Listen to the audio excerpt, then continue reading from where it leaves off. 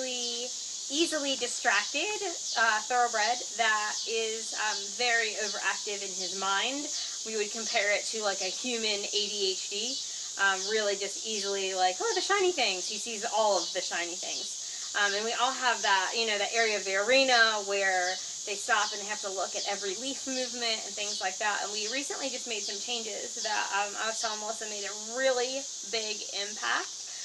But I figured that she would be better to explain it to you. So tell the folks. Okay, so this is Lil, and she's talking about her horse, Rico, and we get questions a lot in our Compassionate Horse Click group about maintaining focus. So this is essentially what Lil is talking about doing with Rico. It's just an extra special challenge with him. He's very busy, he's very intelligent, and he's quick to move on to the next thing, and he's very easily distracted. So what we have talked about and what we have implemented that's worked really well for him is we want to practice always prevention and not intervention in our training, right? We want to think, what can we do to positively prevent losing the horse's attention or degradation of a behavior or something of that nature. So in Rico's case, and we'll just give you an example, she was doing Liberty lunging with him. And this is also true for him under saddle. But she was doing Liberty lunging with him yesterday, and the neighbors across the field, I mean way across the field, like a 300-yard field, had their truck out in the field 300 yards away, and they were taking some stuff in and out of the back of a trailer that was on the back of that truck. And he was enamored. He was mesmerized. Right?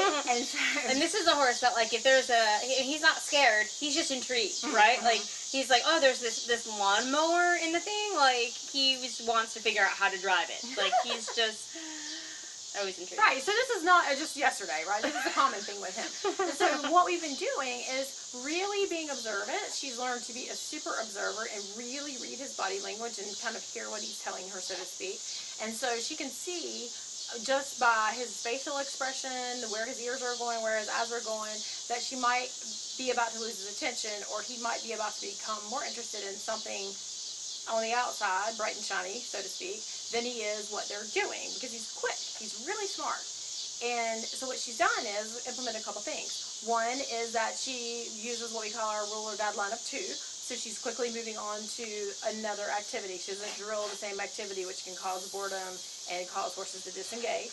But the other thing is that she's using a mixture of treats, right? So that gives him a high value, a low value, so he's staying interested. One thing that she does note is if she uses the same treat continuously, say one bag of treats day after day, that by the time she gets down toward the end of the bag, he's over it. He's bored with that treat, he's not interested anymore, he doesn't love that one anymore. I mean, he'll eat it, but it's not working for him. So, and that makes it less easy to keep his attention sometimes in a challenging situation. So we like to use a mixed bag of treats with him, making sure we have some big chewies in there for whenever we need to help him stay relaxed, and then making sure we have some small, quick, high-value ones if we want to keep his attention.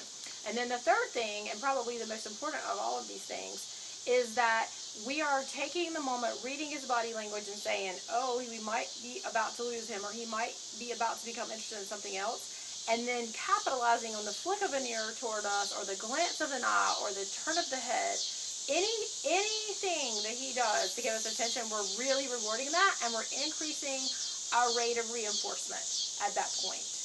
So we might even do something to ask him to turn toward us, like use our hand to give another walk-on cue, or call his name, or anything like that, and he flicks that eye in that ear and he's getting reinforced. And we're going to start to put our requests or our cues for things closer together too, right? So rather than being like, well, I'm going to let you go around the time and a half at Liberty lunging before I ask you to trot, we might start doing more frequent transitions, like can you walk, can you halt, can you walk, can you trot, can you canter, can you, closer together. So yes, the cues are closer together, or the requests for behaviors, but also what that can bring with it is a higher rate of reinforcement and also a high value of reinforcement, and that usually gets him back in the game. Now he's engaged again. He's not so concerned about what's happening 300 yards away with the truck or cranking the neighbor's lawnmower.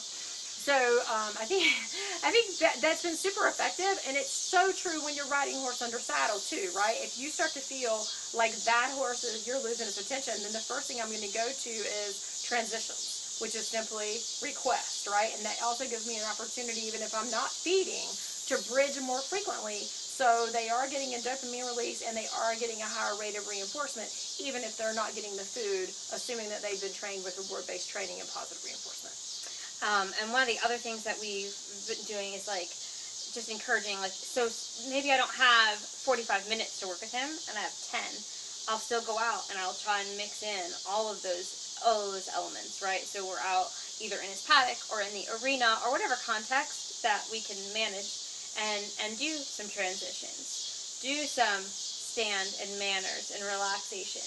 Then can we bring it back? And so I'm constantly changing what I'm asking, and he's starting to look at me and go, oh, what are we going to do now? Not in a rude way, but just in a really lovely, like, you've got me, come on. She actually came over the other day and was like, it is so nice finally to be able to say to my horse, are you ready? And he actually says, yes I am. And I thought that was really telling. Yeah, he did, and it was under saddle, and that was one of the first, because before under saddle he was just like, or he would just blow through me like I wasn't even there.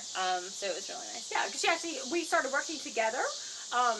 Now we're a team and we do everything together. But initially, whenever I met Lil, she came with the challenge of not really being able to ride him without losing his attention span, and that might include swatting at flies that may or may not be there, or having behavioral aberrations and things like that. So to be able for her now to be able to ride him bridleless some and really have him on her seat and stop and turn and go and canter and come back and walk without the bridle on, just using a neck rope, this is a tremendous change. So she's done a super job with the positive reinforcement with Rico, and he's really digging it. And it's made a huge difference in his whole approach to how we work together. He actually enjoys, I think, some arena work now versus before. It was like, oh, you could feel the eye roll, you know, like, God, are we doing this again? Can I just go eat grass? He's a very expressive monster. So it's an interesting concept, and the last thing we'll say about that is using these techniques of keeping his focus, it's helped us really be able to bring him down to a calm and relaxed place and get impulse control, and that's been super difficult for him. So all in all, she's done a great job with him, and it's really nice to see how he's developed.